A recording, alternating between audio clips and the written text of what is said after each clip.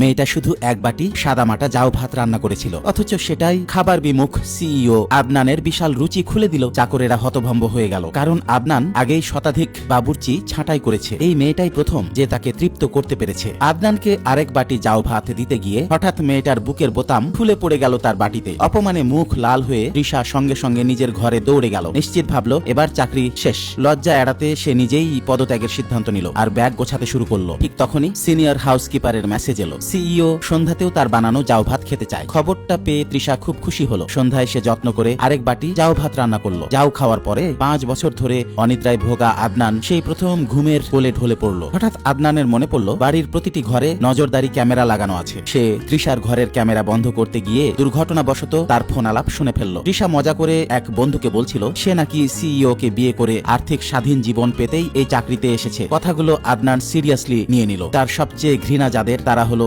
অর্থলোভী মানুষ। আদনানের সহকারীর কাছ থেকে ছাঁটাইয়ের নোটিশ পেল তৃষা ফোন রাখার সাথে সাথে। কারণ না বুঝলেও ব্যাগ নিয়ে তাকে চলে যেতে হলো। কিন্তু তৃষা বেরিয়ে যেতেই আদনান তার বানানো জাউ ভাত মিস করতে শুরু করলো। সহকারী জানালো মেয়েটা তো চলে গেছে। মুহূর্তেই আদনান আফসোসে ভরে উঠল। অন্য এক দাসী বলল আমিও দারুণ জাউ ভাত রান্না করতে পারি। কিন্তু সেই জাউ ভাত দেখে আদনানের রুচি একেবারেই মরে গেল। তখনই সে সিদ্ধান্ত নিল তৃষাকে ফিরিয়ে আনতেই হবে। এদিকে তৃষা লাগেজ টানতে টানতে বাড়ির পথে হাঁটছিল। বাড়ি এত দূরে যে কোনো ট্যাক্সিও পাচ্ছিল না। হঠাৎ এক গুন্ডা গাড়ি থেকে নেমে তার পথ আটকালো। জোর করে তাকে গাড়িতে তুলতে চাইলে তৃষা আতঙ্কে চিৎকার করে উঠল। ঠিক সেই মুহূর্তে আদনান ঘটনাটা দেখে ফেলল। পরিচিত মুখ দেখে তৃষা দৌড়ে তার কাছে গেল। আদনান গুন্ডাটাকে জোরে লাথি মারল আর সহকারীকে পুলিশ ডাকতে বলল। গাড়িতে তৃষা জিজ্ঞেস করলো তাকে কেন ছাঁটাই করা হয়েছিল। আদনান তখন তার কারণ বলল। তৃষা বুঝে ফেলল ভয়ঙ্কর ভুল বুঝাবুঝি হয়েছে। সে বলল সে মজার ছলে তার বন্ধুকে ওই কথাটা বলেছিল। সব পরিষ্কার হওয়ার পর আদনান তাকে বাড়িতে ফিরিয়ে এনে আবার নিয়োগ দিল। তবে সেই দাসী তৃষাকে ফিরে আসতে দেখে মোটেও খুশি হলো না। পরের দিন সকালেই তৃষার বানানো নতুন খাবার খেয়ে